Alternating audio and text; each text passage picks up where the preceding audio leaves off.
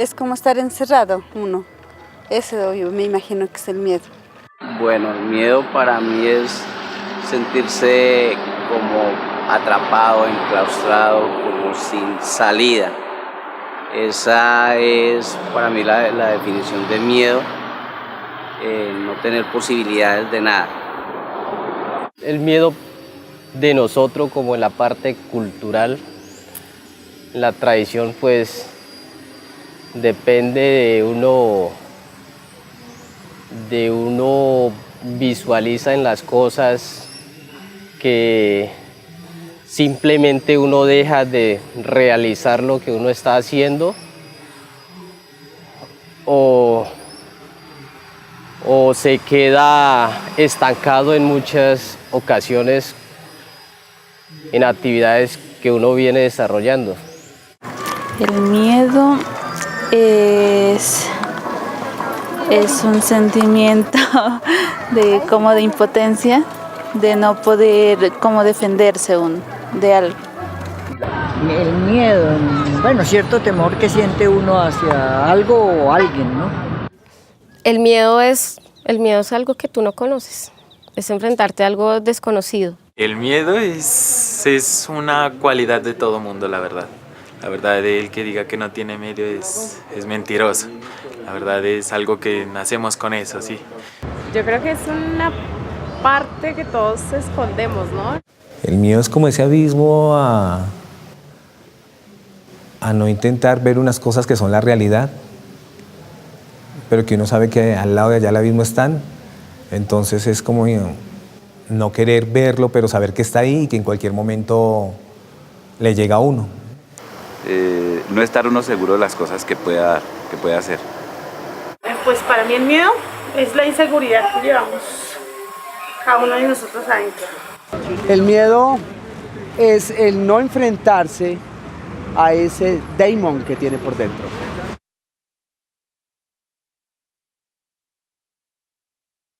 El miedo para mí es no poder cantar. ¿Sí?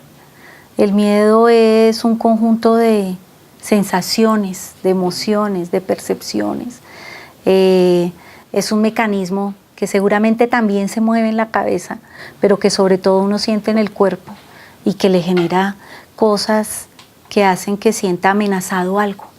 La vida, la seguridad, la estabilidad, lo que más quiere, a quienes más quiere. El miedo proviene, a mi forma de ver, de un instinto natural que es un instinto agresivo. El miedo es una emoción básica. O sea, el miedo no es ni bueno ni malo. ¿Sí? La psicología Paul Ekman es importantísimo sentir miedo.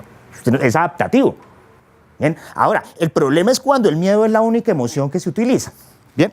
Entonces, ¿qué es lo que pasa? Ese miedo se transforma luego en rabia, que es otra emoción básica. ¿Sí? Y lo cual, digamos, se suma a una forma de entender la realidad bastante simplista que Stanislao Zuleta la definía, ¿sí? como la interpretación paranoide de la realidad, a partir de la cual nosotros tendemos a dividir el mundo sistemáticamente, ¿sí? Entre los que tenemos la razón y quienes no tienen la razón. ¿Sí? Entre nosotros los buenos y ustedes los malos, porque eso nos da una seguridad a nuestra identidad. ¿Sí? Porque aceptar que el mundo es múltiple es mucho más complejo. Desde el punto de vista psiquiátrico, psicoanalítico, psicológico, es la diferencia entre ansiedad y miedo, porque son diferentes. La ansiedad y el miedo son temores o aprensiones. La ansiedad es algo desconocido, entre tanto que el miedo es algo conocido. Pero yo creo que hay ansiedad también. Hay muchos temores a lo desconocido.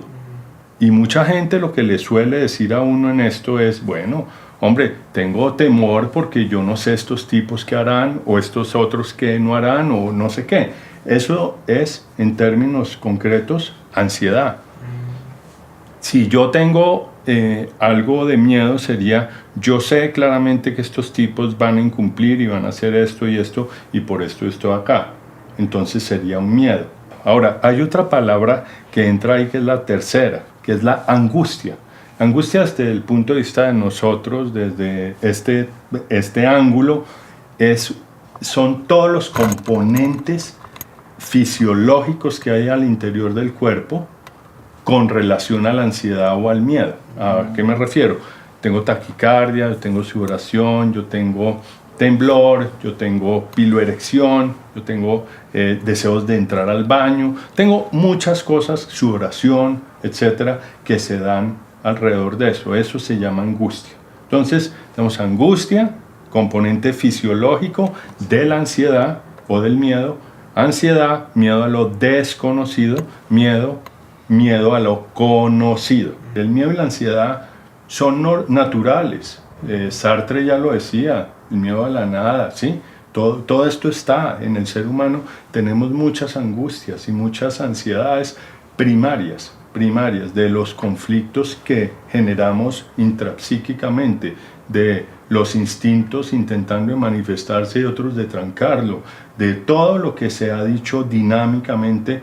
La ansiedad está ahí, y hay una ansiedad que no es mala, ojo, es una ansiedad señal, y a mí me parece muy bien que a veces haya situaciones, un precipicio ahí, que a mí me da un poquito de ansiedad, porque si no, me puedo ir para el precipicio. Entonces es otra forma de verlo.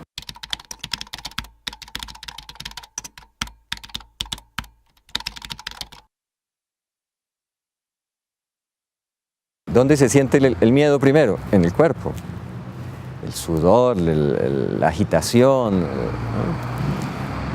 Ahora bien, siendo una reacción tan indescifrable, digamos, en sus consecuencias, esa situación puede crear una fuerza inestimada que no se tenía, o puede paralizar, que es lo que generalmente ocurre, ¿no? El miedo paraliza.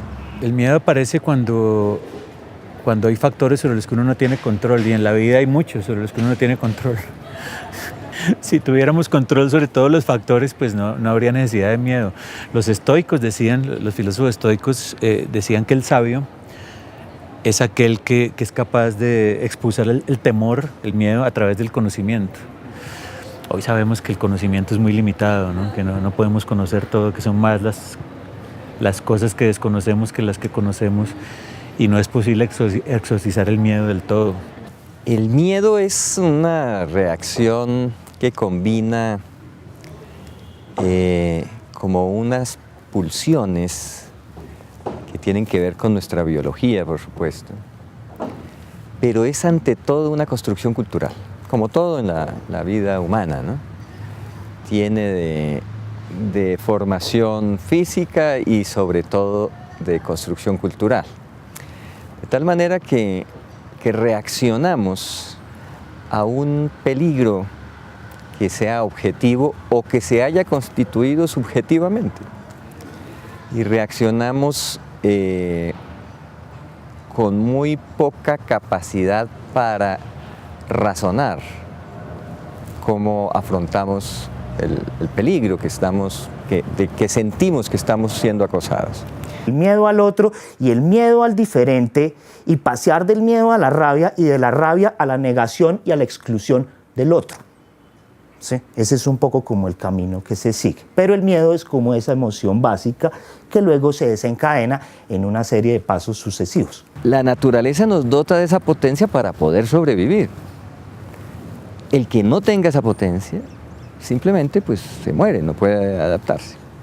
El problema es que esa potencia, al volverse acto, al actualizarse, se vuelve poder. Y entonces esta relación de lo fuerte y lo débil va surgiendo es alrededor de una sociedad que se construye con base en la transformación de la potencia humana en poder. Y hay poderes que por supuesto se van haciendo más fuertes, ¿no? Se van concentrando, se van armando, van ejerciendo violencia organizada, violencia sistemática, y eso se reproduce en la escala social completamente. El miedo no es una cosa, no es una construcción social compartida, es un tema muy individual, en origen, digamos, que se siente en el cuerpo, en las sensaciones de uno. Pero yo siento que también hay un discurso del miedo que logra hacer un curso tan fuerte en nuestro país y en el mundo, yo creo que es un tema global, que logra llegar a ese nivel en que todos sentimos lo mismo, ¿no? Eso de que la realidad es una construcción social, de que todos vivimos en una ilusión colectiva, creo que es muy cierto y que hace que tengamos unos miedos sociales que compartimos y que nos hacen sentir cosas similares, o al menos creer que las sentimos, y eso me parece que pasa en Colombia. El miedo colectivo nos hace esclavos e impide que podamos decidir libremente y tomar decisiones libres como colectividad, como pueblo. Entonces, aunque no es posible desterrar las causas del miedo individual a través del conocimiento, yo creo que la democracia podría ayudarnos a empujar hacia afuera las causas del miedo colectivo. La democracia demanda que no tengamos miedo de decidir.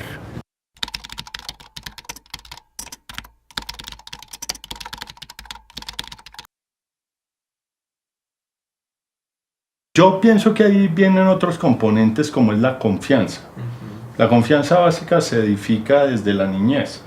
Yo tengo confianza en que mi mamá va a estar ahí, o mi papá, mi cuidador, llamémoslo así, mi cuidador principal. Y la confianza básica se va edificando en la relación madre-hijo. Madre, llámese cuidador del hijo, ¿sí? Todos nos criaron, nos tienen, etc. Y tenemos una forma de apego con la persona. Y hay apegos de base segura y hay apegos de base insegura, digámoslo así. Los apegos de base segura es que yo tengo confianza en que lo que me dicen va a aparecer, en que va a pasar así, en que, etc. Y las de base insegura es que yo voy al parque y mi mamá me dice voy a estar por acá, y cuando uno voltea no está, pues le da uno pánico y queda uno trastocado y muy inseguro. Yo llego a un sitio donde quiero conocer a alguien, a otra persona, y yo empiezo a edificar la confianza.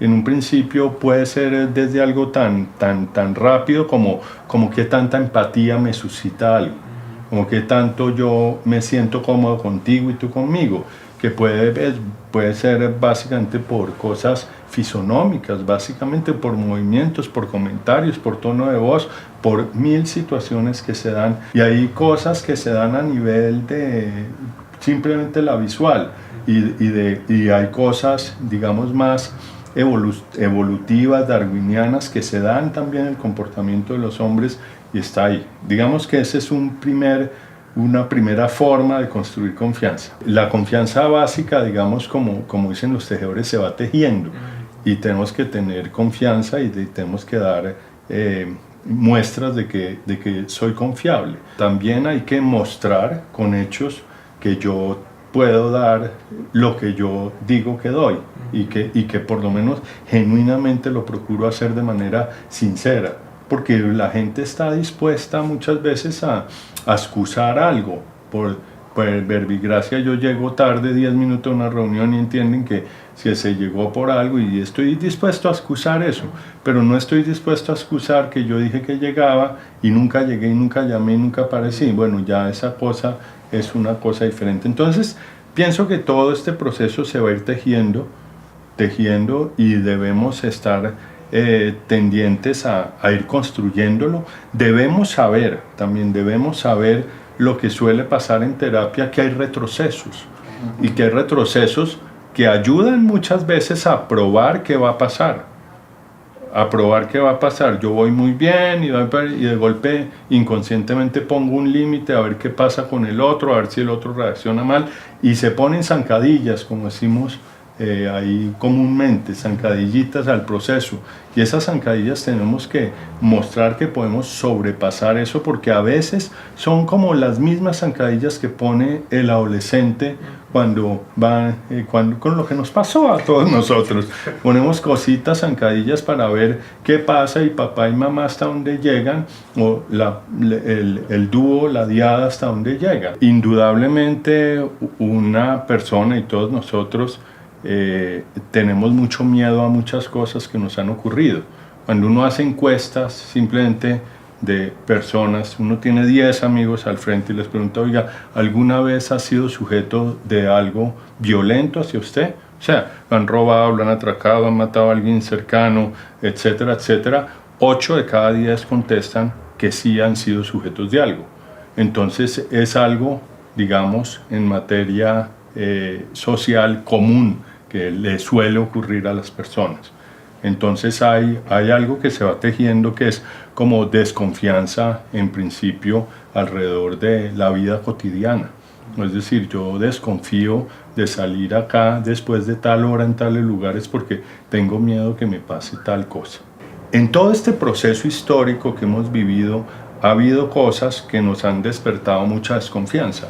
Y lo que hay en la mitad del miedo y de esta ansiedad es básicamente una desconfianza. Yo no estoy muy seguro de muchas cosas que se van a hacer. Y es lo que uno ha visto en el discurso de mucha gente.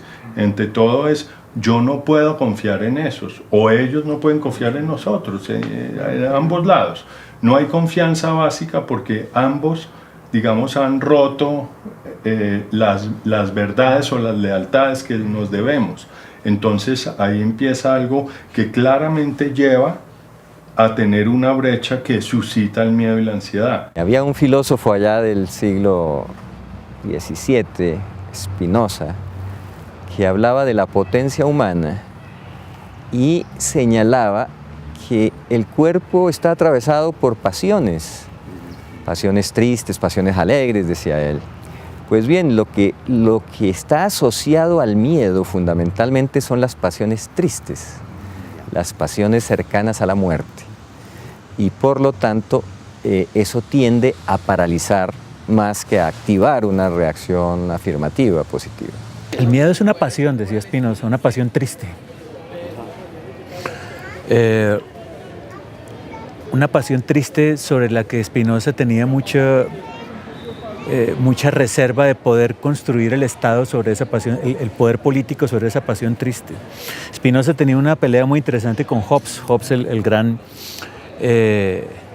inventor de la filosofía política moderna. Hobbes decía justamente que gracias al miedo, a la guerra de todos contra todos, en ese conflicto, en ese estado de naturaleza donde el hombre es lobo para el hombre, el miedo es el que hace que los hombres cedan al soberano su libertad natural, que le entreguen su libertad al leviatán, al Estado.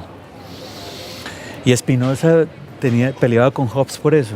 Spinoza decía, no, sobre la base del miedo no es posible construir poder político, sino sobre la base de otra pasión que no es triste sino alegre, que es la esperanza. Entonces la pregunta ahí es, ¿sobre qué vamos a construir ahora una legitimidad política en el país? ¿Sobre el miedo a la guerra o miedo a la paz, o sobre la esperanza?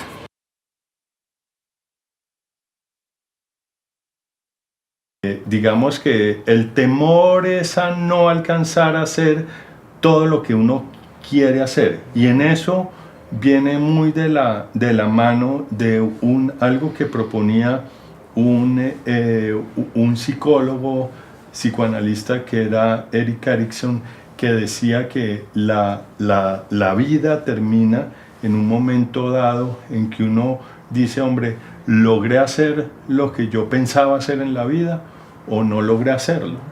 Y yo le tengo temor a no llegar al final contento con lo que hice en la vida, con lo que me propuse hacer en torno a los demás, con lo que me propuse hacer en torno a la familia en que uno habita, alrededor de la gente, la sociedad. Ser inconsecuente con lo que pienso, me parece que eso es lo peor que me puede pasar, o sea, como pensar y decir unas cosas y en mi vida cotidiana ser totalmente lo contrario. A eso le tengo un pavor impresionante y le tengo un pavor a perder la pasión por las cosas que me apasionan.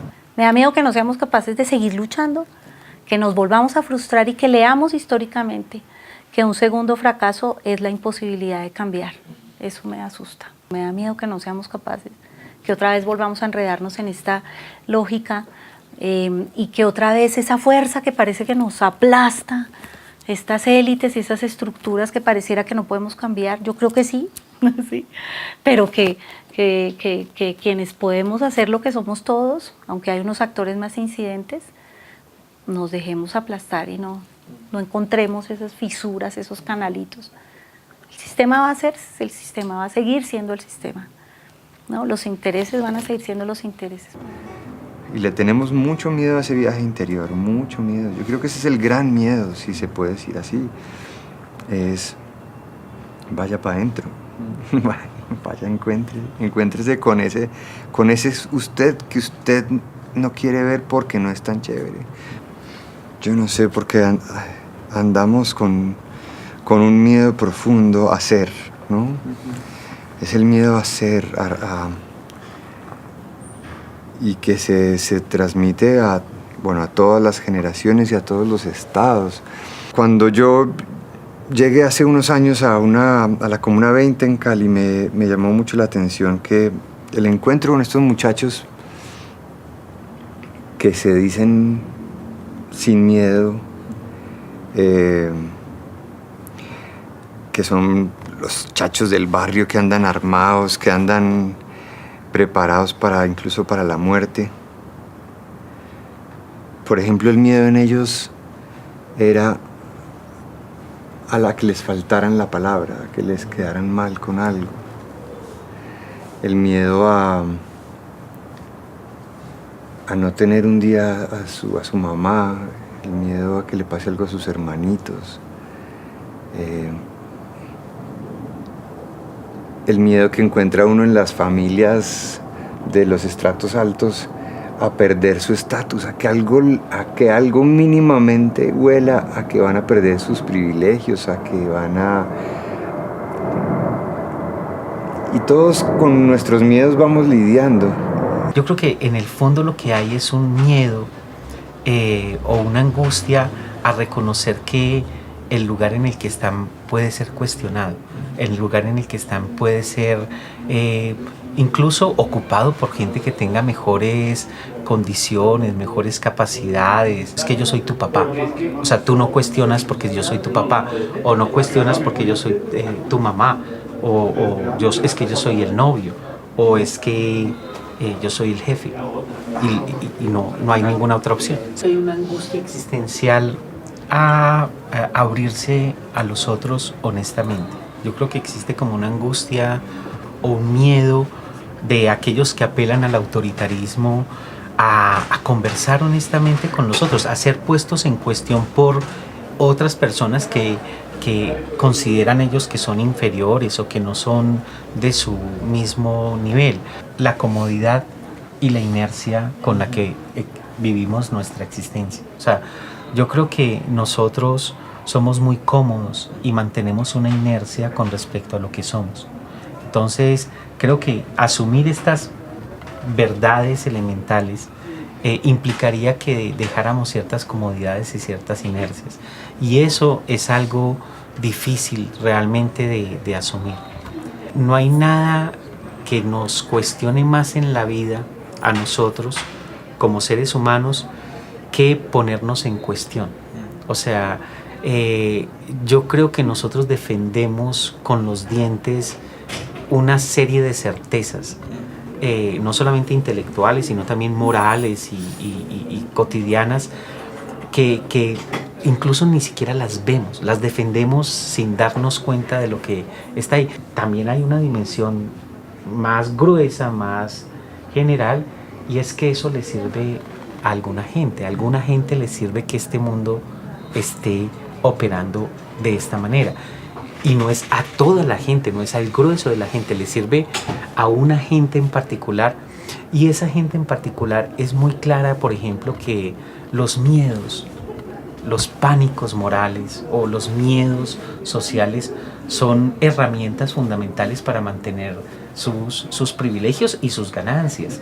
Pues eso no solamente pasa en Colombia, sino que ha pasado en muchas partes del mundo y pasa todo el tiempo. No hay mejor manera de gobernar a una gente o de mantener la raya que introducirle miedo. O sea, eso se lo inventó la religión hace rato y la política o los políticos tienen muy claro que una forma de clausurar incluso el pensamiento de una sociedad es precisamente producir miedo. En el caso de las mujeres, por ejemplo, cuando se habla de miedo, se habla mucho del miedo originario al tema de la violación, por ejemplo, del abuso sexual. Casi todas las mujeres, yo diría que prácticamente todas, tenemos un miedo que no es infundado, que tiene referentes reales sobre nuestras experiencias, sobre lo que sentimos, sobre lo que vivimos cotidianamente, que es un miedo a que nos hagan daño, a que nos expropien uno de nuestros valores más importantes, que es el valor de amar, el valor de entregar el cuerpo con o sin amor, en un ejercicio de poder vital como el ejercicio sexual. Y ese miedo a que nos expropien esa fuerza, ese poder, es un miedo muy compartido, ¿no? Es un miedo muy compartido y construido tal vez cultural y socialmente, que sentimos individualmente y se manifiesta de maneras muy distintas para cada una, ¿cierto? Y cada una lo asumimos de manera distinta, pero que llega un momento en que se vuelve miedo social.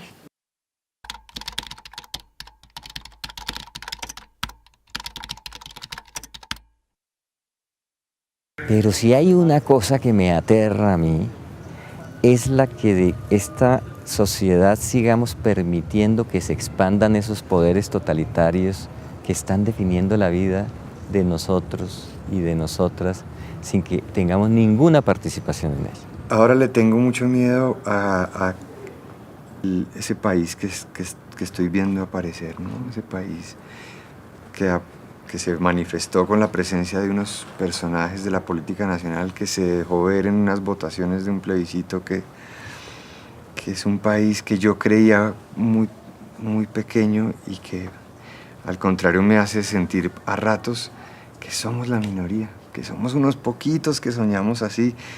Uno empieza a sentir que fue como que en algún momento nos perdimos o nos perdieron, como una especie del juego de la gallina ciega, cuando nos ponían esa venda y nos dan vueltas.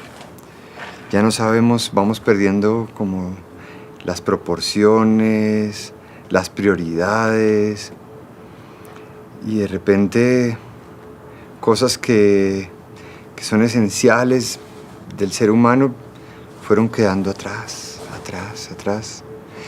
Y nos fuimos poniendo como prioridad tomar el atajo, usar la creatividad para el beneficio individual exclusivamente. Me parece curioso que cuando uno viaja a algunos países en Europa, uno siente que la gente ha llegado a entender mejor el bien común, lo que se llama, es que esta calle pasa no porque me quiera hacer daño a mí, sino porque le quiere hacer bien a muchos. Aquí todavía es como que eso, y es comprensible en un país donde las oportunidades han sido pocas y donde te siembran desde chiquito, en los que tú tienes que abrirte paso solito, esa búsqueda del bien individual, pues como y que prime sobre el bien común, que se traduce en egoísmos, en envidias, Entonces, qué bonito un país que vaya hacia allá, a entender que es más importante lo que nos beneficia a muchos. Miren, miren, miren lo que está pasando.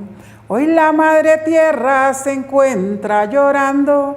No le preguntamos por qué está llorando.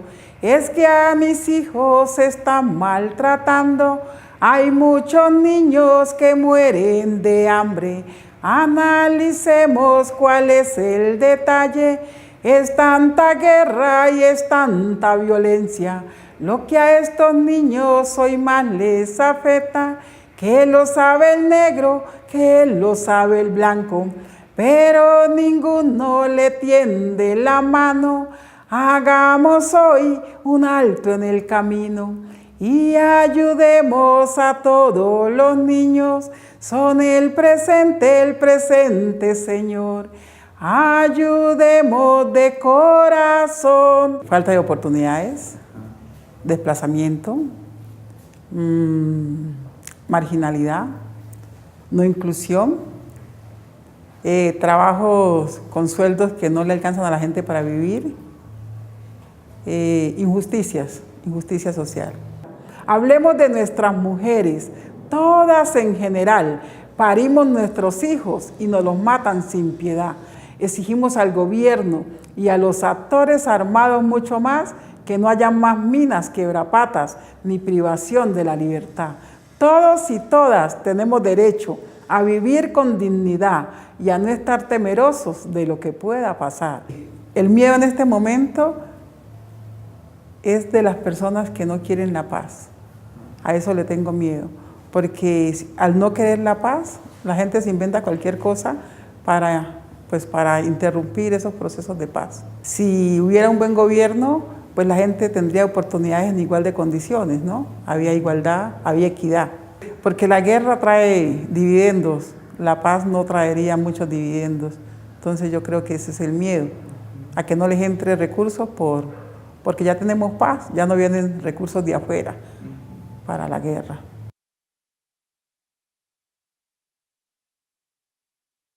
Le tengo miedo a la indiferencia frente al sufrimiento. Tenemos miedo a la injusticia, tenemos miedo al maltrato, tenemos miedo a la violación, tenemos miedo a la guerra, tenemos miedo al desplazamiento, tenemos miedo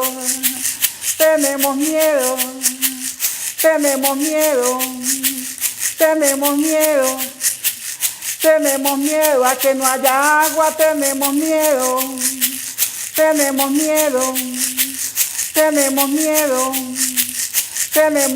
a la inequidad, tenemos miedo a la discriminación, tenemos miedo a la no inclusión, tenemos miedo. ¿Y usted a qué tiene miedo? ¿Cómo ha repercutido eso en el individuo en particular para mantener esa violencia o para, en el momento en que estamos, tener miedo a dar ese paso adelante hacia la paz? La historia de la violencia que tenemos, que como pues hay explicaciones sociológicas muy importantes, económicas, de otra índole, de cómo inició todo esto de la violencia, que probablemente inicia desde la colonización. Probablemente como nosotros, otros países sufrieron la misma colonización y no llegaron a este estadio. Entonces uno asumiría, pues la cultura nuestra, hay predisposiciones de alguna manera socioculturales para llegar a esto, o hay cosas de otra índole. Digamos que asumamos que claramente la guerra que se dio de guerrilla, de paramilitares, de la población, del gobierno y todo esto, ha influido mucho dentro de lo que llamamos la violencia. Se trata de procesos culturales muy largos que se han ido instituyendo y se han ido incorporando, incardinando, haciendo parte de nuestra mente y de nuestro cuerpo. La violencia se aprende y se ha ido aprendiendo por generaciones, ligada a esos imaginarios pretéritos que podríamos denominar atávicos. Por ejemplo, se ha naturalizado la supuesta superioridad del hombre sobre la mujer y sobre la naturaleza. Y sobre ese imaginario se construyen actitudes, comportamientos. Cuando se canalizan los miedos, esos comportamientos pueden estar reproduciendo formas de relacionamiento bastante salvajes. Digamos que la pretensión de dominación en los núcleos más básicos de la sociedad, donde se reproducen algo que algunos filósofos llaman microfascismos, ¿no? Pequeños fascismos que están incorporados en nosotros. ¿Sí? Entonces, la violencia del más fuerte se reproduce siempre en todos los niveles. Hay como una circularidad, como una reproducción de red reticular de ese tipo de violencias que se van haciendo parte del comportamiento cotidiano. De tal manera que un padre puede estar reproduciendo violencias terribles contra los hijos.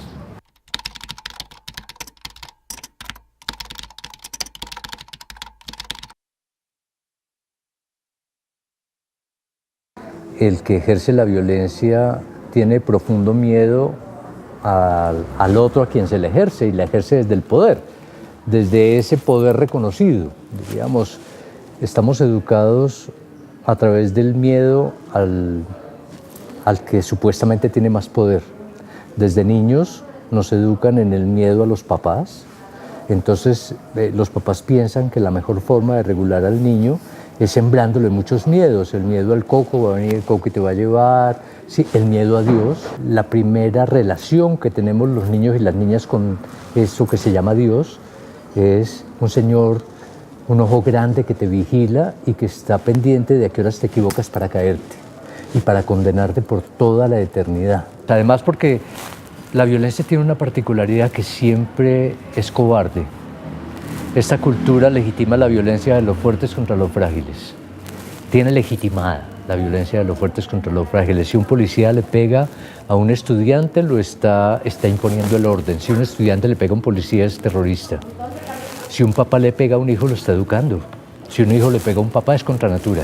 Si Europa bombardea a Siria, está llevando la paz y la civilización. Pero si un sirio pone una bomba en un aeropuerto en Bruselas, es el terrorista más grande del mundo. Si un policía mata negros en Estados Unidos, tenía miedo porque los negros son violentos. Pero si un negro mata policías, eso es inadmisible. Creo que ha ido construyendo unos imaginarios que algunos llaman atávicos, que están presentes ante situaciones en las que se cree que está en juego la vida u otros valores que se han ido construyendo, por ejemplo, el de la propiedad, ¿no? Que durante muchos y muchos siglos se ha ido construyendo como un valor casi que naturalizado, como que todos estamos definidos por nuestro apego a la vida y nuestro apego a la propiedad. Imaginarios que se han ido construyendo por generaciones y que están atados a ese pasado que no expresamos, que no es como una memoria profunda, digamos, ¿no? Que nos lleva a interpretar el mundo de la manera como hemos ido construyendo formas de adaptación a él, de adaptación al territorio, de adaptación a los elementos catastróficos, etc. Entonces quedan como unos miedos allá en la memoria dinosaurica, digamos, con la que se reacciona. El violento practica su violencia porque está torpemente convencido de la velocidad del resultado, ¿no? De que yo callo tus ideas con esa bala, con ese golpe, o con ese insulto, o con ese miedo que puedo sembrar. Y yo destaco, digamos, la velocidad. Y nosotros desde el campo artístico nos movemos muy lento, muy lento. Entonces, cuando llega a nosotros la reflexión, de aquí a que eso se vuelva un disco, pasan 3 años. Y el país ya cambió. De un miembro de la comunidad palestina, decía, es más fácil hacer la guerra porque la guerra va de adentro hacia afuera. Cuando tú usas tu fuerza, tu palabra, para dañar a otro. Y en cambio la paz es de afuera hacia adentro, tú vas a tener que sentarte al lado de quien piensa distinto, entenderlo, escucharlo. Y no importa si esa persona además destruyó tu vida o tus templos, y tendrás que aceptarlo y tendrás que convivir con él, y eso resulta muy agresivo de afuera hacia adentro. Luego, hacer eso es lo que nos pone, yo creo, en el dilema de que es más fácil callar al otro, lanzarle al otro la piedra, arrinconarlo, ignorarlo. Yo creo que lo que es cultural o lo que hemos construido los seres humanos es creer que la única forma de manejar el instinto de la agresión es a través de la violencia. Pero la violencia es solamente una mediación que nos han enseñado para manejar el miedo. Lo que marca más nuestro momento es una autogeneración de la violencia para significar que es una rueda que se echa a andar, digamos, ¿no? La violencia o las violencias, ¿no? Que son múltiples violencias.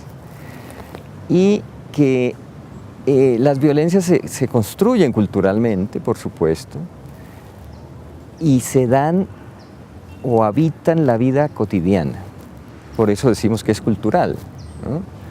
Porque hace referencia a todo lo que tiene que ver con el modo de vivir, con la forma como nos asentamos en el mundo. Entonces es mucho más fácil tener identidades polarizantes, ¿sí?, que transformen ese miedo al otro en un odio al otro. ¿Sí? Como le tengo miedo al otro, odio al otro. ¿Sí? Algunos psicólogos en Colombia dirían mato, luego existo. ¿Sí? Llegamos a un punto de la violencia como forma de construcción de la identidad. Y en otros casos se usa simplemente para fines electorales. En la medida que yo mantengo el miedo a un enemigo, ojalá imaginario, obtengo votos.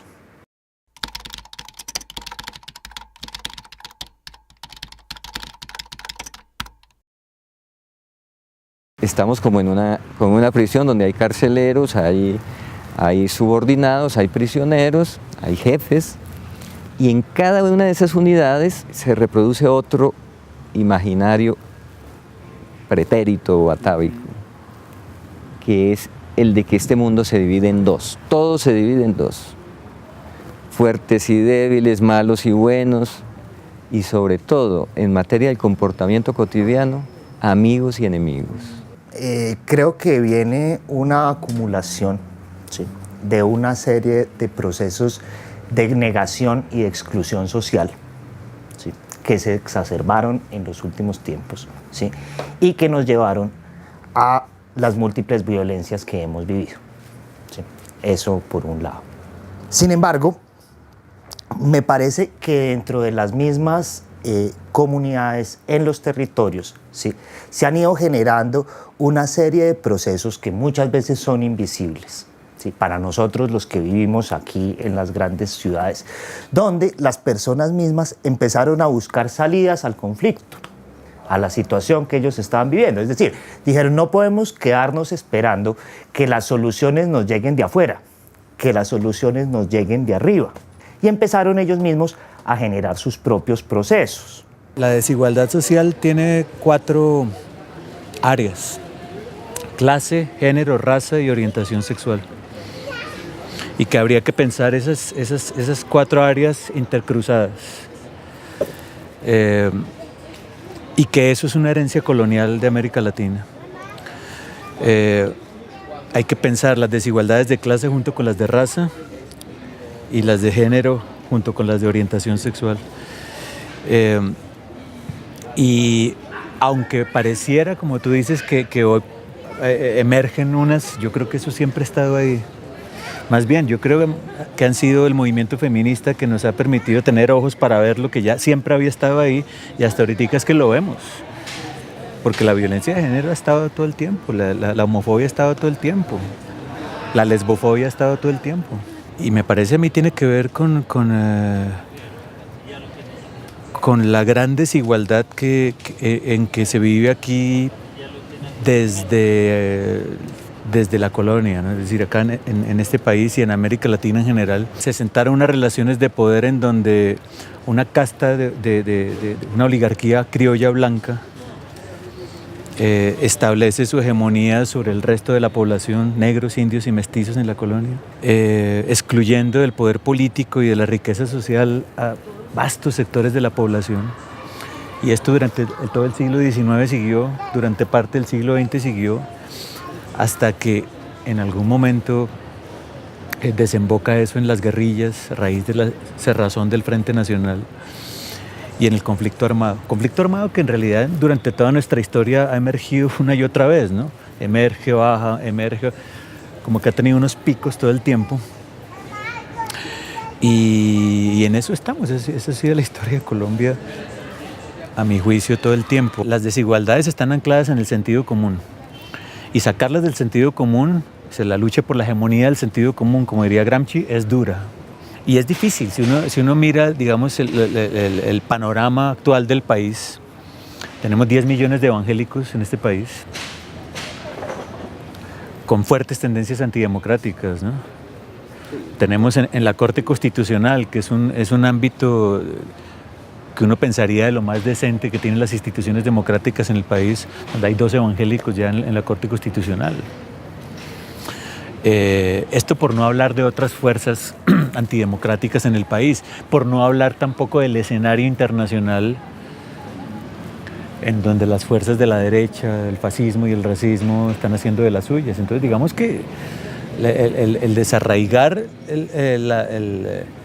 las actitudes frente a la desigualdad del sentido común, el combatir esas actitudes, es una cosa dura, es una cosa complicada.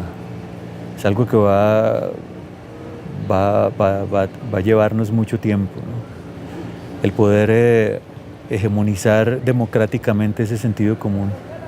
Hicimos una parte, la primera vez que se hace en el mundo a nivel poblacional, que llamamos la cognición social, que tiene varios apartes, pero una parte muy importante es la capacidad de ponerse en el lugar del otro, que llamamos habitualmente empatía. Y eso se mide con diferentes maneras, hay diferentes maneras de medir la empatía, pero eso empieza desde el diálogo que uno tiene con el otro y la capacidad de leer al otro, de ponerse en el lugar del otro para poder tener un diálogo fluido con la otra persona.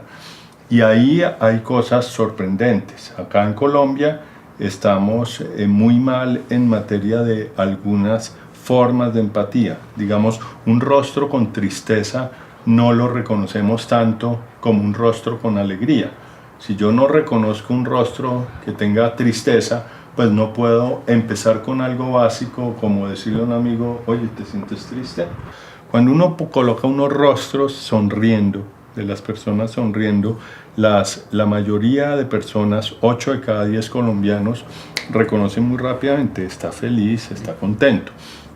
Si yo pongo un rostro de cara triste, y pongo dos rostros diferentes que están validados, digamos, 2 a 3 de cada 10 lo reconocen como triste. ¿Eso qué significa?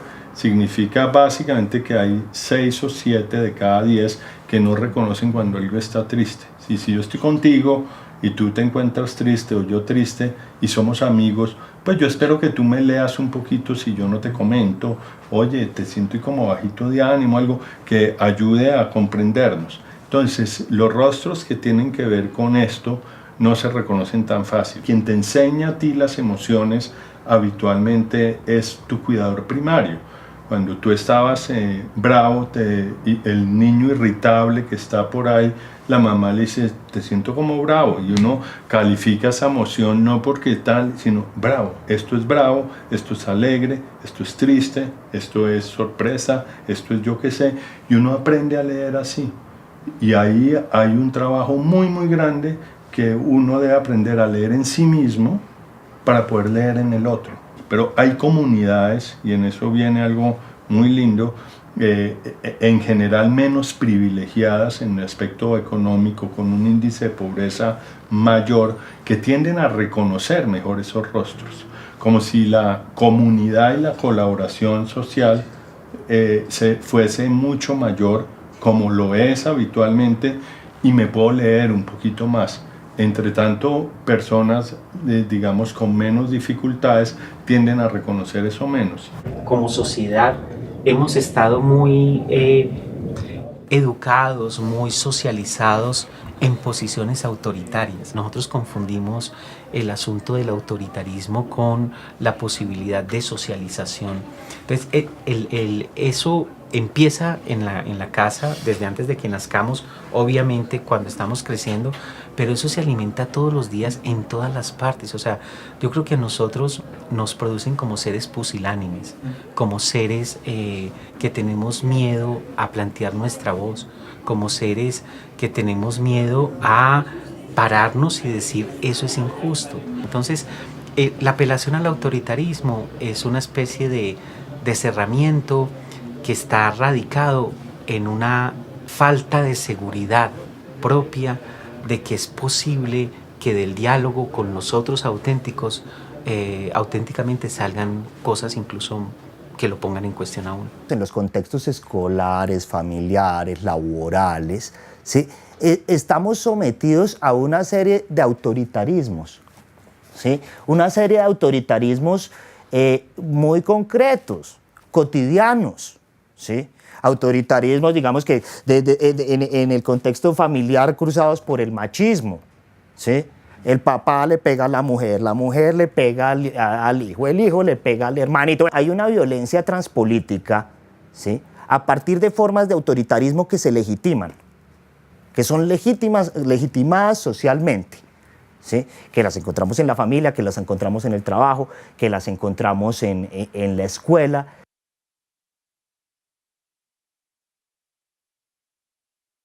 No hay ninguna relación humana en la que el conflicto no esté. El problema es qué hacemos con él.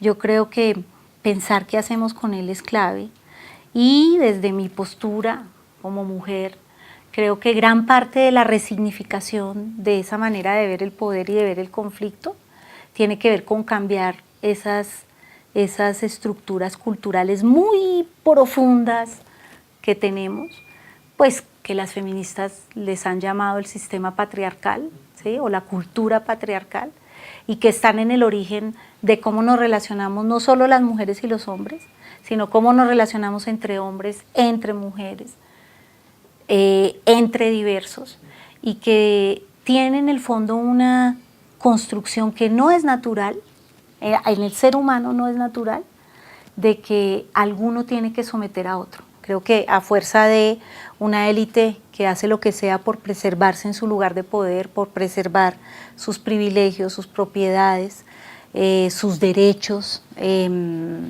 ha impedido que construyamos una posibilidad de tramitar el conflicto socialmente. La existencia de unas élites primigenias, ¿sí?, capaces de sostenerse en los lugares de poder y capaces de guerrear ese lugar de poder, incluso usando la violencia absoluta, la aniquilación del otro, nos ha hecho llegar a este lugar. Resultado de una incapacidad de construir un espacio social en medio del espacio político y el espacio cultural. La vida de los seres humanos es una vida que está constituida por conflictos. El conflicto no es algo ajeno a la vida. El problema, pienso yo, es cómo se asume y cómo se tramitan los conflictos. Hay una gente que tiene ciertos privilegios con respecto a otras grueso de la población y que no hace transformaciones sustanciales para que haya mayor equidad, mayor igualdad, mayor justicia. Creo que ese es un factor importante. Hay otro factor muy importante que podríamos decir que es cultural o social, o sea, ese no respeto por la diferencia, por el disenso, pensar que el disenso y la diferencia es un asunto que no solamente se piensa como malo o nefasto, sino que se tramita con la muerte física o simbólica del otro. Es deseable un mundo con conflictos, pero que esos conflictos los resolvamos de un modo no violento, no pasando por la exclusión y la negación del otro, y por la violencia, desde luego, por todos los procesos de violencia. Entender la paz como un proceso complejo, ¿sí?, en el cual los cambios se tienen que dar primero en la subjetividad de cada quien y en la forma como interpreta la realidad. Es un modo para resolver nuestros conflictos de una forma no violenta. Yo creo que ese sería el ideal, ¿sí? Pero lo primero que tendríamos que empezar a entender es que nuestra vida social es conflictiva. Es conflictiva porque hay personas que piensan diferente a nosotros, ¿sí?, y que eso no solamente es inevitable, sino que es deseable. Es importante que sea así. La democracia ahí no es un asunto de si hay elecciones o no, sino de cómo se articulan las jerarquías y cómo se articulan las relaciones interpersonales en la casa, o sea, cómo se piensan los papás frente a sus hijos o los hijos frente a sus papás, cómo se piensa, no sé, en una relación de pareja, sea hombre-mujer o hombre-hombre o mujer-mujer.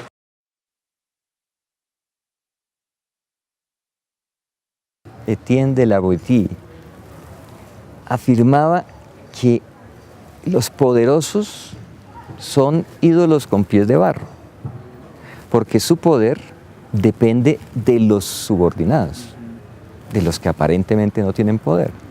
¿Quién dota de poder al poderoso? Los de abajo, que lo aceptan. Por eso él decía, lo que hay es una servidumbre voluntaria. Pero ¿cómo es posible que se reproduzca la servidumbre voluntaria? Mediante la acción sistemática del poder a través del miedo, por ejemplo, ¿no? que hace que se vaya metiendo en las mentes y en los cuerpos de la gente que no hay otra alternativa que obedecer a los grandes poderes, porque de lo contrario solo queda la muerte. Y por eso ellos se preocupaban y se preocupan mucho de que ese poder sea evidente en su condición de muerte. Es decir, se tiene el poder de matar, eso es cierto, entonces hay que temer a la muerte. Que el poder del poderoso depende del nivel de obediencia de los dominados. Entonces, eso lo sabe el papá. Lo sabe, nadie lo enseñó, pero lo sabe, ¿cierto? Y lo sabe la mamá, y lo saben los hermanos mayores, y lo saben todos los que representan algún nivel de poder en una sociedad que se concibe el poder como lógica de dominación. Lo primero que hace el poder con el miedo es obligar a obedecer. Y empezamos a sentir un gustirrinín con la obediencia, ¿no? Porque en el colegio izan bandera a los obedientes, en las empresas le dan primas extraordinarias a los más obedientes. Yo no conozco todavía un colegio que hice bandera al desobediente, ni una empresa que le dé una prima especial al profesor o al empleado díscolo, a ese que cuestiona. Luego, los profesores piensan que la mejor forma de mantener el orden es el miedo. La sociedad no es capaz de reflexionarse a partir de lo que sucede. Nos escandalizamos, por ejemplo, con el abuso sexual de los niños y las niñas. Pero esta sociedad no se pregunta por qué produce abusadores. Porque en esta sociedad los malos son los que pierden y los buenos son los que ganan. Porque es una cultura construida desde la bondad igual a los fuertes. ¿Sí? Y la verdad está de parte de los fuertes y por lo tanto los fuertes tienen derecho a imponer obediencia. Y eso es lo que pasa en esta cultura patriarcal. Nosotros que tenemos miedo, delegamos nuestro poder a los más fuertes para que nos protejan. ¿Por qué en estas sociedades triunfa siempre la derecha? Pues porque la derecha se presenta como papá, y digo la derecha porque podría decir la izquierda, ojo, que también es profundamente patriarcal la izquierda. O sea que, sí, aprendió de la derecha, o sea, creyó que lo importante era cambiar de sujeto, no cambiar de contenidos. Yo creo que el poder, que no siempre está ligado al deseo, que es una parte plena del ser, y que debería ser un motor igual que el conflicto, que nos genere la posibilidad de producir sentidos y de vincularnos en cosas profundas.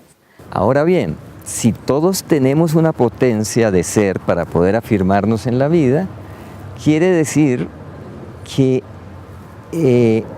podría haber algo que llamamos el poder de los frágiles, el poder de la fragilidad o el poder de los débiles.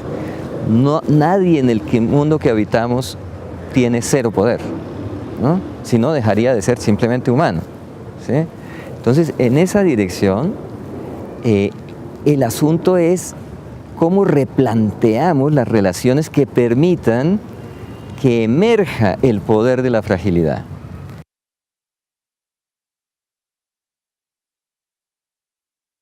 La victoria del no supone que el miedo nos lleva a entregar la libertad, a entregar la libertad al dictador, a entregar la libertad al máximo líder, al que puede decidir por nosotros. Yo creo que eso es lo que siempre hace el miedo.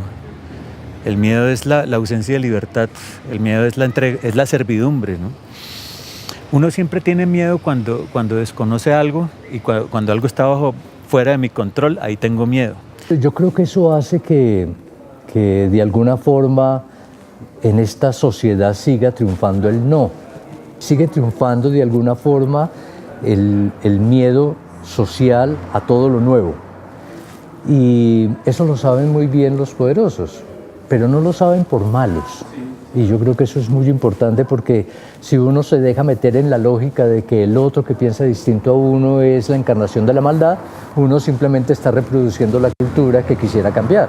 Tenemos miedo a vivir una cosa que no sabemos qué es, porque tenemos miedo al incierto. Esta cultura es una cultura de las certezas. La cultura sedentaria es una cultura basada en que lo que nos da seguridad, lo que nos da alegría, lo que nos da satisfacción es la certeza. Y nos educan con miedo a lo incierto, a lo que no conocemos. Entonces, le tenemos miedo. La violencia sabemos lo que produce, la guerra sabemos lo que produce, pero ya no sabemos desenvolver en ello. No sabemos qué es desenvolvernos en una realidad distinta, en una realidad donde no nos matemos, donde no nos regulemos a través del odio, donde no nos regulemos a través del temor, ¿sí? Donde no nos regulemos a través de la obediencia. El miedo a la paz es real en Colombia, porque es el miedo a la libertad. Y la única forma de zafarnos de ese miedo a la paz, la única forma de hacerlo, es combatir las tendencias autoritarias. Me parece que esta es la idea fundamental para mí, pero eso no va a garantizarnos nunca que el miedo desaparezca. Digamos que el miedo es una pasión con la que tenemos que convivir siempre. No hay otra. El miedo a la muerte es real. Los antiguos decían justamente eso. Quien teme a la muerte es porque es ignorante, pero ya sabemos. El miedo a la muerte nunca desaparece. El miedo a lo desconocido nunca desaparece. Entonces, ni la democracia ni nada nos podrá garantizar tener una vida sin temores. Ahora, por lo menos que uno pueda ir por la calle sin temor a que lo maten por lo que uno piensa, eso sí, por lo menos sí tendríamos que lograrlo en este país. La paz supone que ya no podemos escondernos detrás de nada y que tenemos que resolver los conflictos. Y eso da miedo. Siempre es preferible que otros decidan por nosotros.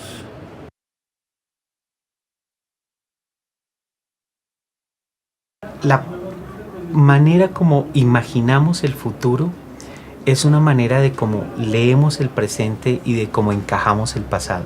O sea, el futuro es el horizonte de la política, en el sentido ahí sí amplio de la palabra, de la política y de la ética. Entonces yo creo que uno de los problemas que tenemos es que hemos empobrecido y achatado la idea de futuro de este país y de los individuos concretos de una manera absolutamente atroz, en lo que podemos imaginar de otra manera lo que puede ser. Es donde está en juego realmente la política y la ética, y no es un asunto del Congreso o no es un asunto del presidente, es un asunto de la cotidianidad. Yo creo que eso tenemos que entenderlo. La guerra y la paz no son un asunto de unos actores allá afuera, son también y fundamentalmente un asunto de nosotros aquí en nuestra vida íntima, pero también en nuestra vida pública como actores políticos en el sentido más auténtico de la palabra. ¿Qué es lo que la gente quiere? Pensaría uno, el valor más grande de la gente. Ser feliz, la felicidad humana, ¿sí? Pero cada quien tiene una noción de felicidad. Entonces, lo que crea violencias e impide procesos pacíficos de convivencia es el que se pretenda imponer un modelo de ser feliz a los demás. Y de verdad que se hacen avances en esa dirección muy peligrosos, muy arriesgados. Por ejemplo, se generaliza la idea de que la felicidad es el consumo. Entonces, todo el mundo para ser feliz tiene que meterse en una competencia brutal para incrementar sus ingresos, acumular riqueza y transformar eso en consumo. Aprender en una cultura regulada desde la producción del capital y la producción de excedentes regulados a través de la eficiencia y la eficacia, que es la mayor cantidad de resultados en el menor tiempo posible con la menor inversión posible. Diríamos, eso lo aplicamos en la educación, eso lo aplicamos en la casa, eso lo aplicamos en todo, porque estamos, diríamos, hoy, el fuerte de hoy es el capital, digamos, la producción de dinero. Ese es el Dios de hoy, ¿sí? Al cual le doblamos la rodilla.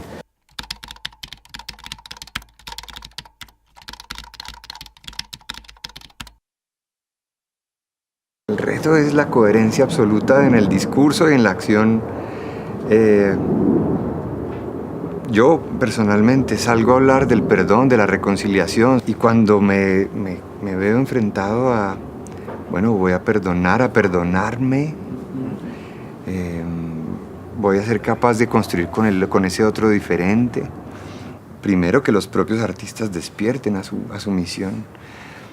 Y esa misión no es fácil de asumir, y es realmente decir, yo soy capaz, uno, de reconstruir memoria, de contar qué pasó, cómo pasó, por qué pasó, desde mi obra, desde teatro, la danza, la escultura. Dos, yo soy capaz de ser, como dice la maestra Patricia Ariza, esa autopista por la que tienen que pasar los distintos a encontrarse. Yo soy capaz de educar una generación con una sensibilidad distinta que les permita a los chicos y a las chicas entender desde la piel qué es la solidaridad, qué es la empatía, qué significa vivir el dolor o la alegría del otro. La memoria siempre es un campo de disputa, ¿no? Porque hay distintas memorias y hay distintas luchas por la memoria. La memoria de las poblaciones indígenas, de los grupos que han sido subalternizados en nuestra historia. Hay unas memorias que han triunfado, ¿no? Que son las que han escrito la historia, son las memorias triunfantes. Entonces, yo creo que el olvido sí ha sido un factor importante que ha ayudado al conflicto, ¿no? Porque cuando olvidamos las luchas pasadas y las olvidamos muy rápidamente, en un mundo donde es fácil olvidar, ¿no? En medio de tanta información y tanta cosa, lo que pasa ayer lo olvidamos mañana. ¿Cómo educamos nuevos masculinos? Esas nuevas masculinidades que reconocemos también como un factor diferencial a esos hombres que se educaron creyendo que por ser hombres ya tenían algún tipo de privilegio sobre la mujer, que era su fuerza física la que los validaba para medir su hombría, o que eran sistemáticamente, o que oprimían sistemáticamente su parte femenina. Si nosotros fuéramos capaces desde la educación también de moldear eso de una manera distinta, estoy seguro desactivamos muchos de los conflictos que hoy tenemos. La academia, al mismo tiempo que ha legitimado ciertas memorias y deslegitimado otras, también es verdad que en los últimos años ha contribuido a ser una voz crítica frente al conflicto.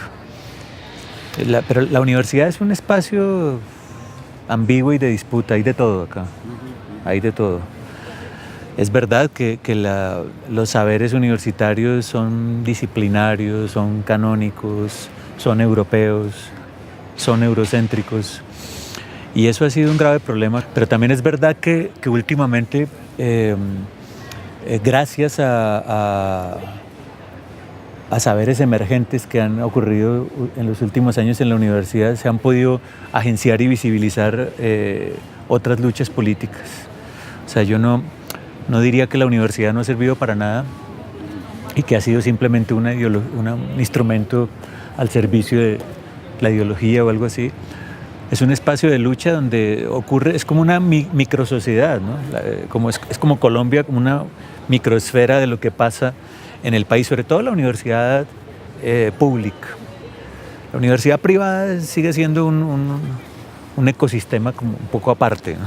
La universidad pública es en realidad donde uno ve las luchas del país actuando todo el tiempo. Hay primero que todo una percepción del miedo que ha estigmatizado una serie de regiones de Colombia. ¿Sí?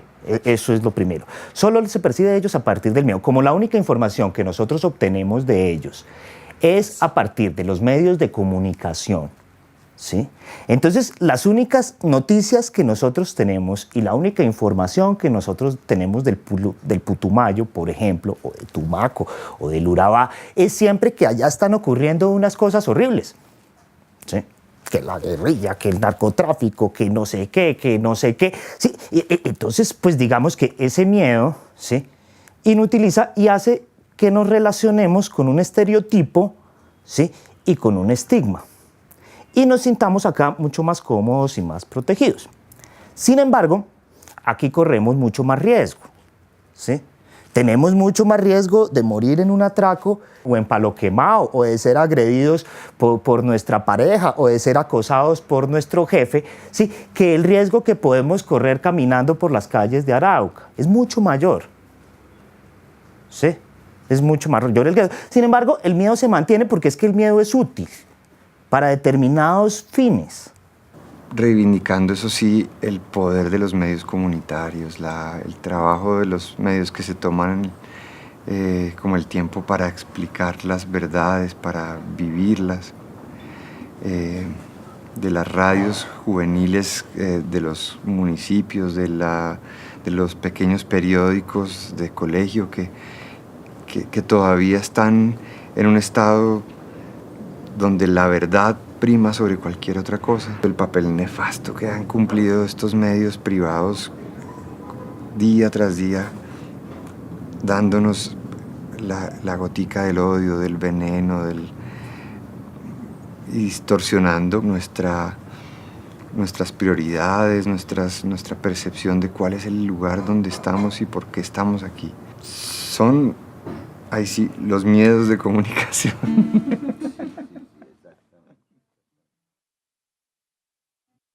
La paz es lo mejor que uno puede dar de sí para su familia y en sí el país entero, hacer las cosas bien.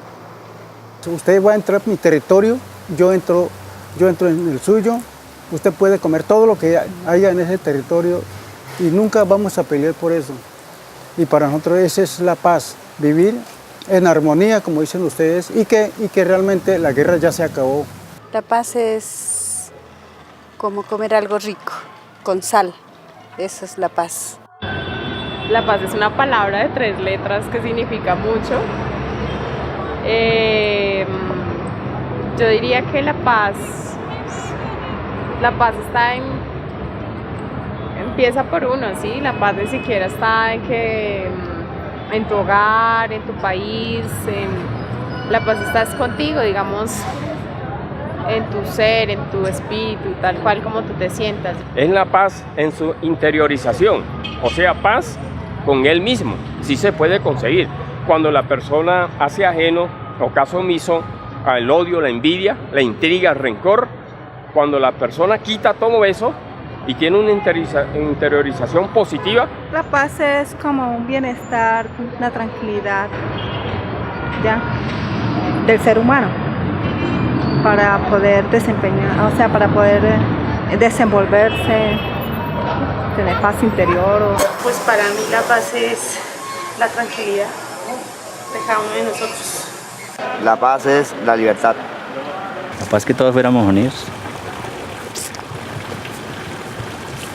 Sí sería paz.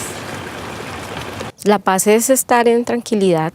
Yo creo que, por ejemplo, este sitio en el que estamos hoy habla un poquito de lo que puede ser la paz. La paz es que pueda estar el pajarito allá cantando, las vacas están allá tranquilas, estamos nosotros acá trabajando en un ambiente donde no hay ese afán, que a veces el afán es la angustia es lo que te genera el odio y la violencia, ¿no? En cambio, cuando uno está como en tranquilidad, es la paz, porque te ayuda a pensar con cabeza fría, como a estar en una onda energética más calmada. Pues la paz es el amor que existe entre los seres humanos, ¿no? El amor y el respeto. La paz no es únicamente ausencia de confrontación armada o de violencia. La paz es educación, vivienda, salud, recreación, niños felices, sociedad inclusiva y todo eso.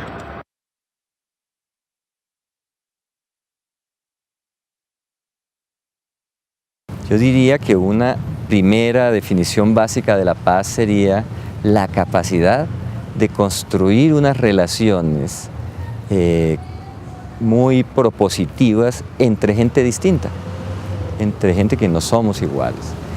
Por lo tanto, antes que uniformar a la sociedad para que todos seamos pacíficos de la misma manera, de lo que se trataría sería de conectar distintas formas de manifestar la diferencia y de lo que cada cual interpreta como la paz.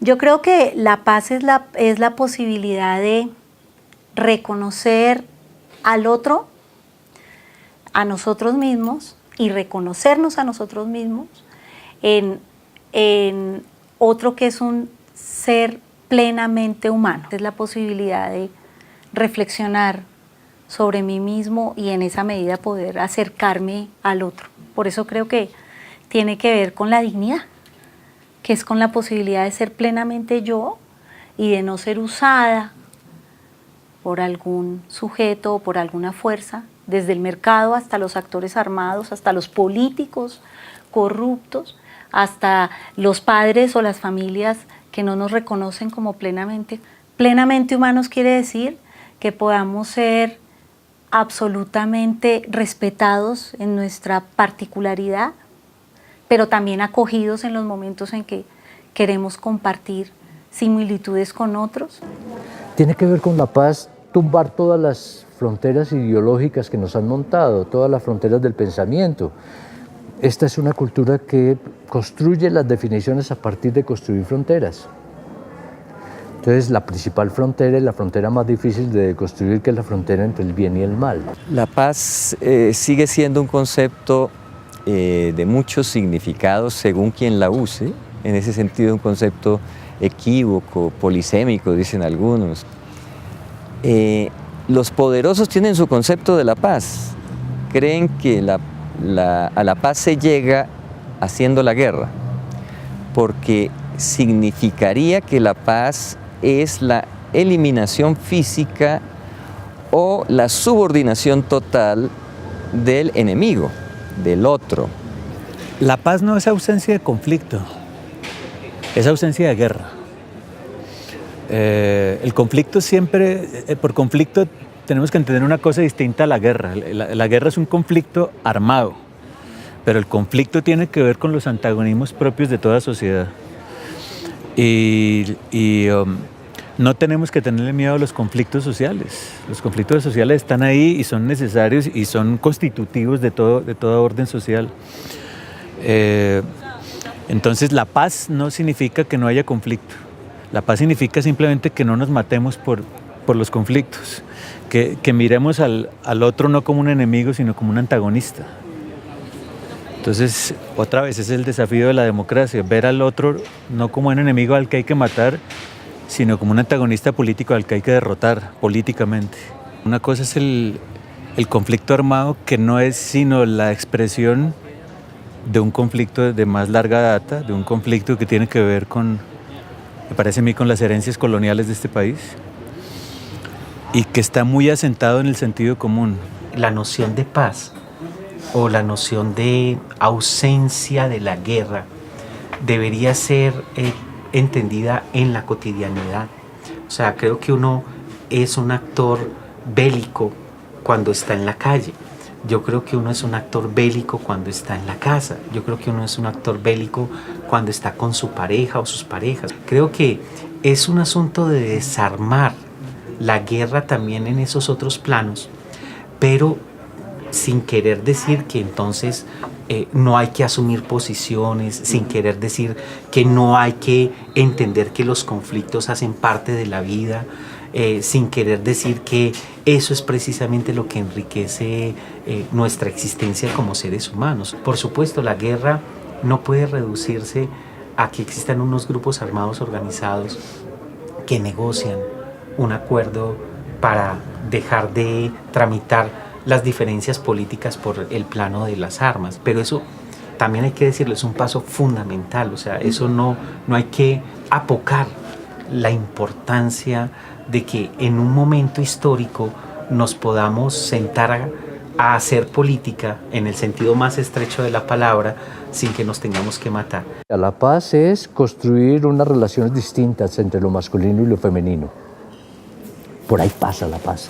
Yo creo que es la esencia de la paz, porque los varones somos muy agresivos porque tenemos mucho miedo no a las mujeres, sino a lo femenino que nos habita. ¿Sí? Nos pasamos toda la vida escondiendo nuestra propia feminidad, porque es que lo que llamamos femenino no es de las mujeres, es humano, sino que los hombres nos han enseñado a reprimir aquello que nos transita como femenino. Una relación distinta entre lo masculino y lo femenino, una aceptación profunda de lo femenino que me habita, un sentirme feliz por ser un ser sensible, un sentirme feliz porque tengo ganas de llorar y las lágrimas son el bálsamo del alma. Uno está triste o compungido o deprimido y se pega una llorada y queda como nuevo. Pero como los varones de esta sociedad no nos permitimos eso, necesitamos una botella de aguardiente, o sea, hacerlo en medio de la inconsciencia para poder llorar, pues eso nos hace profundamente agresivos. La paz pasa por encontrarme con lo femenino en el cuerpo del otro o de la otra, porque lo femenino ya no es una vagina, ¿sí? Lo femenino es algo que nos habita. Entonces es encontrarme en la diversidad de mí mismo con la diversidad que está en lo otro y en el afuera.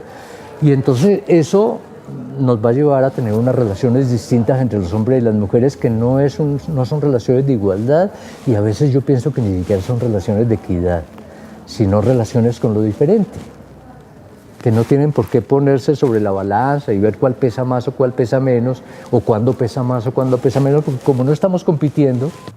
La paz es la tranquilidad que puedo tener yo, es la tranquilidad que puede tener usted. Y la paz está en cada uno de nuestros hogares, porque de allí se puede construir paz. Desde allí se puede construir seres humanos que se amen y puedan vivir en una convivencia pacífica y en paz con el otro o con la otra. A mí me gusta pensar la paz como una especie de un ponernos de acuerdo en unos básicos de dignidad y de justicia, ¿no? Donde, a ver, en este momentico, mientras estamos aquí en este encuentro, seguramente están haciendo un bebé en la clínica más tecnológica de Bogotá, la más pinchada, pues. Y en el último rincón del territorio también, por allá, a 8 horas en canoa. Que esos dos bebés tengan las mismas posibilidades de ser, de hacer, de decir, de soñar. Eso podría ser algo parecido a la paz, ¿no? Yo sueño un país en que la gente pueda vivir y desarrollarse interna y externamente de la mejor manera posible.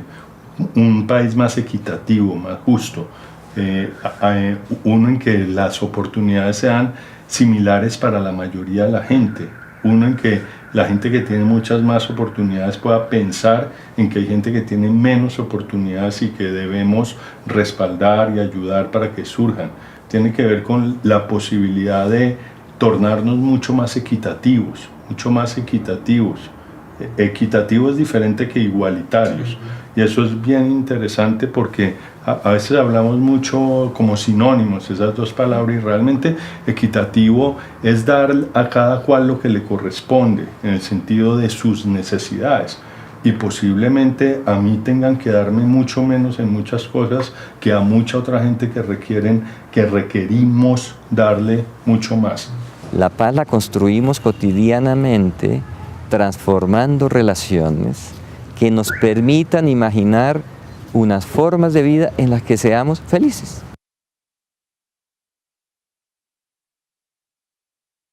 Cuando uno ve los ecosistemas es el equilibrio construido a partir de la convivencia de los diferentes, pero no convivencia, no tolerancia entre los diferentes, sino necesidad de los diferentes. O sea, uno que falte, el equilibrio ecológico se destruye, el ecosistema se destruye, uno que falte, porque ese uno que falte ayuda a construir ese equilibrio. La tolerancia, que yo pienso que es una palabra que había que eliminar del diccionario de la Real Academia de la Lengua, porque yo en un alto grado de sensibilidad humana permito que vivas, ¿no? La vida tiene sus ritmos y esa es una de las cosas que tenemos que aprender. Entender los ritmos de la vida yo creo que supone también ser un poco más humildes, porque nos educamos también con esa lógica del liderazgo omnipresente y omnipotente, que tenemos que ser esos líderes transformadores, no sé qué, no, es que uno simplemente es una célula más de la vida que aporta lo poquito que puede, ese pequeñito ser, ¿cierto? Y que la vida tiene una inteligencia y tiene construida a través de 3.500 millones de años, y que esa inteligencia no va a cambiar porque yo como ser humano que me creo superpoderoso, pues incido para que cambie la historia, ¿no? La historia no cambia ese ritmo, la historia... Uno lo que sí puede hacer, y creo que es muy importante, es mirar los signos de los tiempos. Uno puede visibilizar los signos de los tiempos como se sienta uno a visibilizar un jardín y empieza a ver las formas de vida que hay en ese jardín, cómo está creciendo esta pequeña semilla, cómo esto que llamamos maleza es simplemente una regulación de la vida para conservar la humedad, ¿sí? Y entonces si uno observa los ritmos de la vida, empieza uno a decir, ah, no, lo que yo puedo hacer, yo tengo que hacer lo que tengo que hacer, yo debo hacer lo que puedo hacer. Y entonces empiezo a entender que el poder es poder donde puedo. ¿Sí? O sea, transformar aquello que puedo transformar. Yo creo que es muy importante entender los ritmos de la vida. Construir optimismo es muy importante porque si creemos que eso es posible, si creemos que eso está sucediendo, cada vez más gente se va a apuntar a ello. Si creemos que eso es una quimera, cada vez menos gente se va a apuntar a ello. Y apuntarse a ello no es construir un gran colectivo, una fuerza colectiva que va a transformar a través de una gran marcha. Sí, no, es esa fuerza que va construyendo la vida a partir de que se agrega energía positiva y optimista a eso. La vida se transforma en gerundio. Para mí es el modo verbal más importante que tiene el idioma, es el gerundio, porque no habla ni del presente, ni del pasado, ni del futuro, sino de un presente continuo. Sí, que es al tiempo pasado, presente y futuro. Entonces, la vida sucede fundamentalmente en gerundio. Entonces, ayudar a que la gente descubra el gerundio de la vida, a que vaya descubriendo que se está transformando. Y decir, uy, miren, si nos miramos como hombres o como mujeres hoy y nos comparamos con nuestros papás, nuestras mamás, nuestros abuelos, nuestras abuelas, uy, estoy cambiando. Pues está muy bien lo que ocurra, digamos, con los 8.000 o 10.000 o 15.000 combatientes, digamos, personas en armas de las guerrillas o de grupos armados, digámoslo así. Y siempre nos preocupamos que qué hacemos con ellos, pero el problema es qué hacemos, ¿sí?, con los otros 47 millones de colombianos, ¿sí? Ese es un problema que hay que plantearnos. ¿Sí? Porque seguimos marcados nosotros por una serie de polarizaciones y de sectarismos, ¿sí?, heredados, infundados, que son complejos de manejar. O sea, esa pedagogía de la paz, ese proceso de paz debería ser un proyecto colectivo que involucrara al conjunto de la sociedad colombiana, pero las cuales yo veo que se están empezando también a romper. Si queremos cambiar las cosas, tenemos que empezar a mirarnos nosotros mismos y un poco no ver quién tiene la culpa, sino qué culpa tenemos nosotros, ¿sí?, en la reproducción de estas estructuras sociales. ¿Sí? Es un poco como lo que yo también creo que nos podemos mirar. Yo sueño un país en paz, un país que no sea tan contaminado, porque tenemos contaminación de todos los lados, un país donde podamos vivir, soñar y que nuestros hijos, los míos ya están grandes, pero que mis nietos pues tengan mejores condiciones de vida, que los ríos no estén contaminados, que la naturaleza no esté tan acabada, sino que día a día sembremos más para que esa diversidad que tenemos en nuestra Colombia no desaparezca. ¿Sí? Un país que no esté como empeñado a otros países.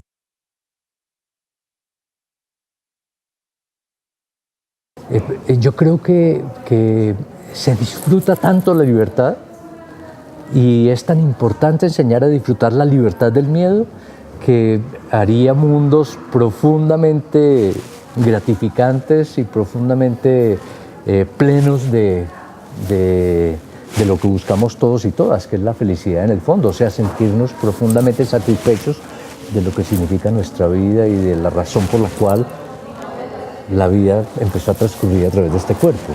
Estamos empezando a deconstruir que los fuertes siempre dicen la verdad, ¿sí? Y hoy ya vemos a los niños que cuestionan al papá y a la mamá. Eso es un signo de los tiempos. Eso es un signo de esperanza, ¿sí? Porque es la deconstrucción de la obediencia al poderoso, ¿sí? Y lo vemos también en nuestros colegios. Los profesores ya no saben qué hacer. No, es que hay que volver a los valores tradicionales. No, es que esta indisciplina. No, es que hay que aconductarlos nuevamente. No, es que ya no hay forma de aconductarlos en las formas en que los aconductábamos a través del miedo. Porque los adolescentes están perdiendo el miedo, ¿sí? Son signos de los tiempos. En medio de la paradoja, por supuesto. O sea, regulados a través del miedo, reproducen el miedo a través del cual son regulados, pero hacen actos de libertad cotidiana, ¿sí? Porque son hijos del tiempo. Y estamos transformando profundamente esta cultura, afortunadamente. Cantar me hace feliz. Sí, cuando yo canto puedo sacar muchas angustias. El canto y la música y la percusión, todo eso me apasiona. Y yo creo que pues eso le permitió a nuestros ancestros y ancestras que pudieran sobrevivir, por eso estamos nosotros hoy aquí. La paz pasa por deconstruir la competencia. Tenemos que dejar de hablar de nuestras instituciones educativas, de educar en las competencias, ¿sí? Porque eso es enseñar a competir. Y eso es el mundo de los fuertes, la dominación de los fuertes, porque la competencia es el mecanismo a través del cual yo demuestro que soy más fuerte que. Y entonces no se trata de demonizar la competencia, sino de valorar más la colaboración, la solidaridad, el trabajo colectivo, la construcción colectiva, porque todo es colectivo, no hay nada individual, no existe lo individual, esa es una entelequia absolutamente falaz. La individualidad no existe, somos seres colectivos. Nuestra propia individualidad está construida a partir del aprendizaje con los otros y las otras, ¿sí? Nada de lo que sabemos surge de nosotros y nosotras, todo surge colectivamente. De construir la competencia tiene que ver con la paz, de construir las relaciones jerarquizadas de poder, potenciando las dimensiones horizontales del poder que tiene que ver con la colaboración y todo eso, y de construir la competencia tiene que ver con la paz. De construir el unanimismo, creer que somos la medida de todas las cosas y que hay una sola verdad, y entender que las verdades son colectivas, históricas, momentáneas. Y de alguna forma yo creo que nosotros tenemos que desarrollar pedagogías para liberar a los niños y las niñas de los miedos que les hemos enseñado desde pequeñitos. Cómo lograr que nuestros colegios sean espacios donde el miedo, no el miedo del profesor al alumno ni del alumno al profesor, sino unas relaciones que no estén reguladas por el miedo. Cómo hacer del aprendizaje un disfrute y no una nota a través del miedo. Cómo hacer del deporte un disfrute y no un miedo al otro que tiene más fuerza que yo.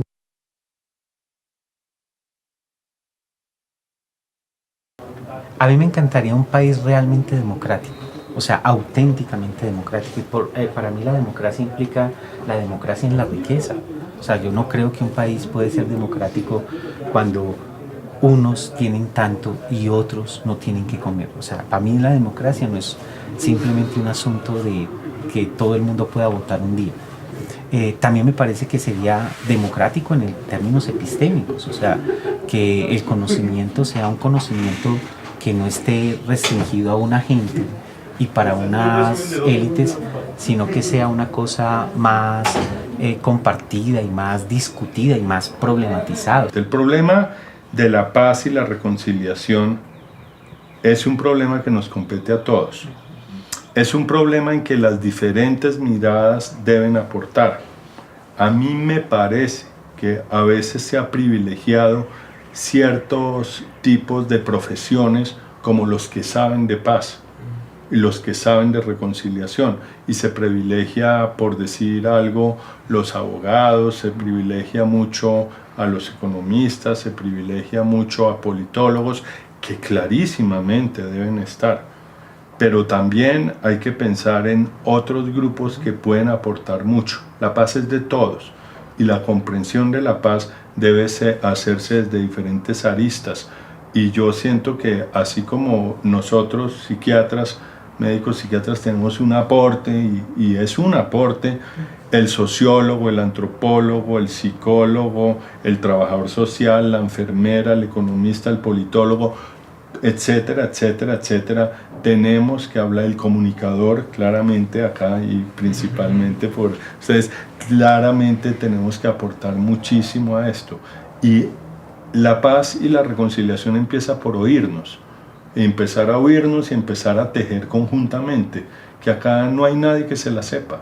Es decir, cuando uno ve los procesos de paz que ha habido en el mundo, todos son muy diferentes que el nuestro, así como entre ellos son muy diferentes, y tenemos que tejerlo entre todos, y tenemos que aportar todos para que esto sea un éxito. Y creo que eso es fundamental al momento de tejerlo. La paz no va sola, no es solo esto, sino va con muchos componentes de salud mental. En el Estudio Nacional de Salud Mental se preguntó qué es la paz y qué considera la gente que es la paz y qué espera con la paz la gente. Y mucha gente espera el poder convivir unos con otros, el poder estar uno con otro, el poder de alguna manera tener cierta confianza con el otro y poder estar tranquilos. La gente no descarta que pueda haber algunos procesos, comillas, que llamamos violencia en el sentido grande. Sentido grande, digo yo, violencia es desde un robo hasta una muerte, ¿entiendes? Esto es todo el espectro. La gente no descarta que pueda haber actos violentos, pero la gente lo que quiere es básicamente que podamos convivir unos con otros, que podemos estar uno con otro, que podemos estar en comunión con el otro. Y yo siento que es lo que tiene que ver con la confianza que hablábamos ahora, que la confianza básica es clave. El ser humano necesita confianza para poder tejer relación y para poder estar en sitios diferentes. A mí me gustaría que en este país se diera la posibilidad de que la izquierda gobernara. Es decir, que surgiera aquí una izquierda democrática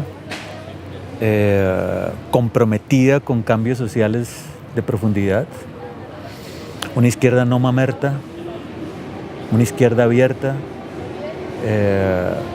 y que pudiera coexistir esa fuerza de izquierda con otras fuerzas democráticas, es decir, que hubiese un conflicto democrático limpio, leal, en donde la lucha por la hegemonía pudiera ser legítima y limpia.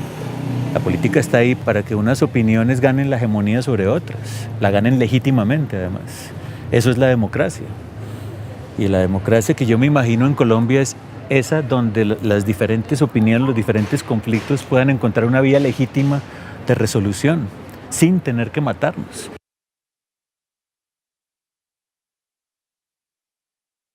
¿Cómo construimos el amor? Eso me parece que es una pregunta clave. ¿Cómo construimos el conocimiento desde el cuerpo, no desde la pura racionalidad que nos divide? Siento eso, que en el fondo de esto, del poder y del conflicto construidos en esta cultura patriarcal y violenta, hay una incapacidad de pensarnos integralmente. Nos dividimos de la cintura para arriba, de la cintura para abajo, hombres y mujeres, blanco y negro, bueno y malo, sagrado y profano, y en fin, ¿no? Y eso que construimos racionalmente, culturalmente, nos impide ser plenamente humanos. Yo creo que si queremos algún día cambiar, tenemos que empezar a entender el poder en lógica de solidaridad, el poder que da la empatía con el otro, el poder que da el amor. Yo creo que tenemos que empezar a pensar el amor, la capacidad política del amor, la capacidad de transformación que tiene el amor, cómo el amor puede transformar. Y el amor no es un acto generoso de yo que soy tan amoroso que amo hasta... No, el amor no es algo que yo siento, el amor es una mediación a través de la cual se transforman las relaciones humanas. Tenemos miedo al amor. Hoy hacemos del amor el encuentro entre dos miedos con la idea de superar cada cual su propio miedo y con la profunda tragedia de no encontrar superar el profundo miedo que teníamos en el cuerpo del otro o de la otra. Y eso es una tragedia diaria que nos produce insatisfacción e infelicidad. Tenemos que darnos cuenta de que esta sociedad, esta cultura nos hace profundamente infelices. Y si hay alguien, algún ser que en algún momento se nos va a aparecer para preguntarnos algo, nos va a preguntar si fuimos felices con la vida que nos dio. Y yo creo que esa tiene que ser nuestra preocupación fundamental y eso es lo que nos va a hacer construir un país en paz. Porque va a ser una paz gozosa, va a ser una paz no ajena al conflicto, sino que disfruta el conflicto. No una sociedad unánime, sino una sociedad que disfruta la diversidad, la diferencia, que se encuentra todos los días con una persona con la cual conversar y que esa persona le enseñó algo y tú le transmitiste algo y como se transmiten en un jardín y se conservan las plantas en un jardín donde las hormiguitas son importantes, el pajarito que llega, todos los seres que rodean ese jardín, hace que ese jardín sea hermoso. Imaginemos la sociedad de esa forma y de pronto algún día nos ocurre hacerla. Yo creo que si en cada uno de los hogares, los papás, las mamás, más que todas las mujeres que somos las que transmitimos los saberes ancestrales, estamos transmitiéndole a nuestros hijos el amor, y se lo podemos cantar. Te estamos transmitiendo cómo convivir con el otro, los valores, el respeto, la solidaridad, ¿sí? Se podría construir la paz desde los niños, porque uno tiene que decirles, tiene que querer a sus amigos, a sus compañeros. Entonces me parece que enseñarle a los niños los cantos es tener la raíz, mantenerla. Y ya uno se va tranquilo porque sabe que los nietos, los sobrinos, van a contar la historia y la contarán de otra manera, cantada. Esa es una tarea pendiente nuestra también de los artistas, no seguir tratando de intervenir allá en ese barrio jodido, que no sé qué, entre comillas, sino ¿quién va a llegar con esa guitarra al gerente de no sé qué a tratar de sensibilizar gente que tiene el poder de, con una firma, transformar la vida de miles? Yo quisiera que mis hijos puedan ser parte, protagonistas de un país donde puedan ser felices. Eso suena muy trillado, ¿sí? Pero yo quisiera que mis hijos puedan vivir en una Colombia. Yo soy muy patriota, no en el sentido pues como del nacionalismo, pero sí creo que en esta tierra y en este espacio en el que comemos unas cosas ricas y en el que pasan cosas cotidianamente, podemos construir maravillas. Y a mí me gustaría que mis hijos puedan vivir en un país donde puedan ser felices y construir maravillas, haciendo piruetas, gimnasia, ciencia, escribiendo, haciendo arte o haciendo cualquier cosa que quiera que sea que ellos puedan hacer libremente y plenamente, digamos. Eso me parece que sería una maravilla y que tendría que empezar a ser ya una maravilla. Vengan todos, cantemos, cantemos por la paz. Vengan todos, cantemos, cantemos por la paz. Que nos incluya a todos en esta diversidad. Vengan todos, cantemos, cantemos con amor. Vengan todos, cantemos, cantemos con amor. Para tener ahora hay un país mejor. Para tener ahora hay un país mejor. Queremos paz, queremos paz. No queremos inequidad, queremos paz, queremos paz. Alegría y felicidad, queremos paz, queremos paz, queremos paz. El trabajo que hacemos ahorita, yo pienso que esta pieza documental, estas canciones, son para un par de generaciones más adelante. Y eso a mí siempre me ha generado mucha emoción porque alguna vez en un campo de olivos me decía quien lo cultivaba, se demora 70 años para que se recoja la siguiente cosecha. Y entonces el padre que lo siembra sabe que no probará ese aceite, pero sabe que sus hijos o sus nietos de pronto sí.